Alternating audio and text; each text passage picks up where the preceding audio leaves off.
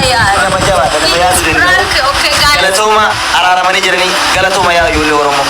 Ashama akkam jirtu hundi keessanuu viidiyoo kan hundi keessanuu koppii link share godha kunoo amma mana tajii bira jirra tajii dhufaa jirti gannii fi tijjiin jidduu wal dhabanii jiran nama waliin bu'anii jiranii amma kunoo araara bu'anii salaamii argachuu fi ilbaani warra mataa gadi garagalchaa baatan ilbaani warra nama arrabsaa baataniif Rabbi sabara ishee fagannu namni yaada qabu namni sammuu qabu jiraate ijoollee kana fidee walitti araarsuudha malee yaadan gargar facaasuun faayidaa tokko hin qabu sini fayyadu nus fayyadu ijoollee lamaan amma araaramu waddi Rabbi galanii haa ga'u qaba carraa isaa sitti agarsiisu waaqayyoon wanti dubbatu qabda. Ifa wal gaafadha. Ifa uummanni kun haa gubatu kan jaalatu haa jaalatu kan si jibbu sin haa jibbu. Nama si jaalatu sagantaa nama si jibbu sagantaa waan akkana lammata wanni akkana na wuri nama jabaata nama yaasiranii galatooma araaramanii jiranii galatooma yaa ijoollee Oromoo nagaadha. Uffee Yesuus ka uffee gooftaa Yesuus harree wal itti malee ilkaa walirraan fixxu jedhani jaallattanis jibbitanis jechuudha. Namni gaafa aare gaafa miira keessa galee waan barbaade yoo namaan jedheyyuu isaa gidduutti waa dubbatetu gaabba malee inni wal lole yoomiyyuu walitti ni deebi'a inni araarama iwwal ungata iwwal ammata dhugaa goofta namarraa waa dubbachuu arrabni keenyi otoo adabatee waan baay'ee gaariidha ture dhugaa waaqaati amma gaa warri waan hedduu jettanii warri waan baay'ee jettanii haasoftammee maal jettume jarroo wal ungatanii kunoo meelaalame sintek ganniif tigisti akkuma kaleessa jaalalaan gammachuuti walammatan ammallee kunoo jaalalaan gammachuun ija keessa wal ilaala walammatanii jiru jechuudha. Yaa Oromoo kun nagaa fi araarri jaalalli waaqayyoo isiniif haa baay'atu hordoftootaa fi jaallatamtoota akkasumas kabajamtoota kiyyaa darbee obboloota koo amantaa biraa taatanillee nagaan isiniif haa baay'atu golaman daree jirtanitti isiniin jechuun jaaladha egaa jechuudha.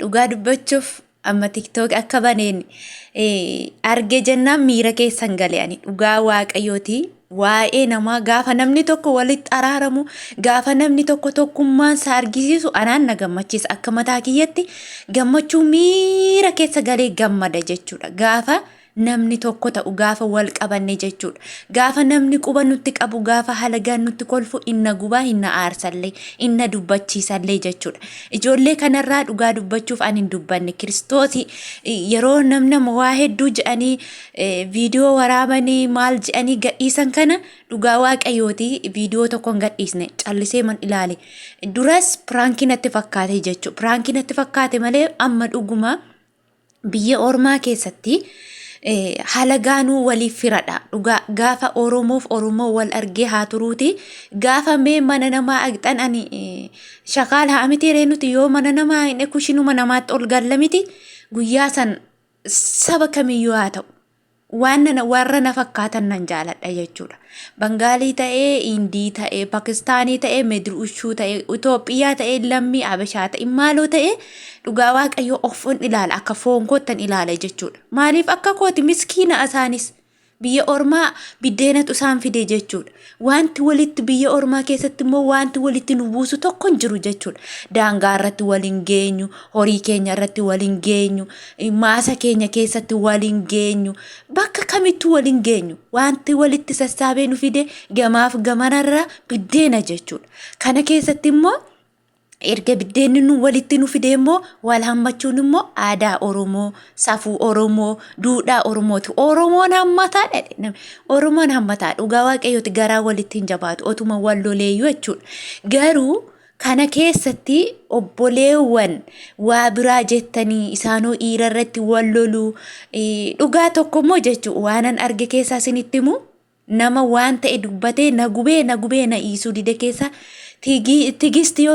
tigisti ulfoofteetiin boossaa jirti malee waa maleef boossaa jirti miti jedhani dhugaa waaqayyooti arrabni kun ijoo arraba ishee har'a sochoote waa dubbattu kanatu boru dura du'a jechuudha kanaaf arraba keessan eeggadha maaloo dhugaa waaqaati arraba keessan waan dubbattan waan jechuuf kaatan of eeggadha Mucaa garaa duwwaa maal ulfoofti? Biyya ormaatti mana ormaatti maal ulfoofti? Nama kaayooti nama gorsuu danda'udha. Nama of danda'ee mana nama hojjechuu jirudha. Nama mana ijaazaa ba'ee mana ijaazaa keessa taa'u miti mucayyoon. Oromummaa immoo jaalala jetteet immoo baatee wal dubbisan. Walaa dubbisan iyyuu malee piraankiis haa ta'u dhugaas haa ta'u. Wal abdeen gidduu isaaniitti uumame. Erga wal abdeen gidduu isaaniitti uumame immoo warri kaanotoo afaan keenya qabanne maalamu?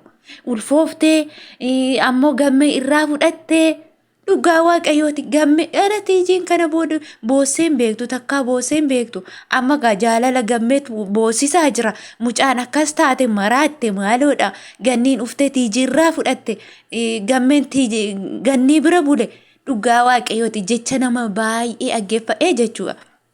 Taazzabee irraa gadi jedhe nan qaanfa'ee darbeemu.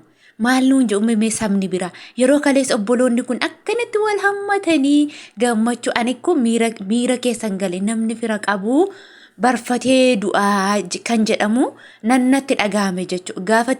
Gaafa ganniin uffanni koo na jalaa badee miindaa koo na dhoowwatanii haala kanaan jette silaa otoo bada anaatiin jedhe otoo ana kanaatii gala Itoophiyaa gala malee eessa dhaqan ture kan jedhu faanatti dhaga'ame. Dhugaa waaqa jaalala namaa qabaachuun namatti siquun bakka nama faana walumaa galatti rileeshinii uumuun barfachiisee nama ajjeesa yookiin immoo rakkoo ofiirraa nama damdamachiisa jedhu miira gammachuu keessa guyyaa sana miira gammachuu keessan gale maaliif yoo jettan otoo nama fira hin qabneeti otoo nama jaalala nama hin qabneeti otoo walitti siqeenya hin qabnaanneeti akkuma hojjettoota warra kaanii ganniin biyya galteet har'a. Yookiin qophooftee galtii yookiin hin qophoofne mucayyoon kun waan beektu irraa hin qabdu amma tikkeetti yeroo namatti fidan ayyaana nama qabdi jechuudha. Arabni ayyaana nama qabdi. Budaa qimit gootee nama nyaattu. Kanaafiyyuu gaafa waan akkasii ofirratti argitan immoo nama naasisa. Yeroo immoo deebite obboloowwan kun walii galanii waanni hundillee saanti baani malee ta'u wanti qarshii malee ta'u tokko illee hin jiru. Qarshii isaanii baasanii yeroo isaanii aarsaa godhanii otoo nuti madaamin dhaqnee obboleettii kana simachuu miti. Haati kiyya uftee balbala kanarra ta'uu dhaabattee haadha kiyya nan dubbisiisanii dhugaa waaqayyooti. Obboloonni kun garuu ganniidhaan haala bareedaa ta'een simannaa ho'aa kanaan simatanii daqiiqaa keessatti immoo yeroo akkas walitti bu'an ijji namaa budaa akka ta'een bare. Dhugaa waaqa ijji namaa jiru budaa ila ortuu jennaan ortuu miidiyaa kanamoo dhugaa nama akkas wal jaalatu jaalala akkas bareedu jaalala ho'aa kana keessatti ammaaf otoo torban tokko otoo guyyaa 5 fixeeni akkasitti tigisti imimmaan ishee gad angalaaste ganniin illee ofiin ajjeessa jettee imimmaan ishee gad angalaasu Kiristoosiin hirriba na dhowwee ture dhugaa waaqaati baay'ee hirriba na dhowwee ture. Kanaaf jennaan amma isinii gammadeen jira isaaniin gammadeen jira dhugaa waaqayyooti. Obboloowwan keenya warri immoo waa tokko otoo addan baafatiin qaxxi jettanii waa'ee namaa odeessuutti fiidan arraba keessan adabadhaa of eeggadhaa dhugaa waaqayyooti. Kanuma jechuun barbaada. Galatooma warri isinitti tole immoo laayik go'aa.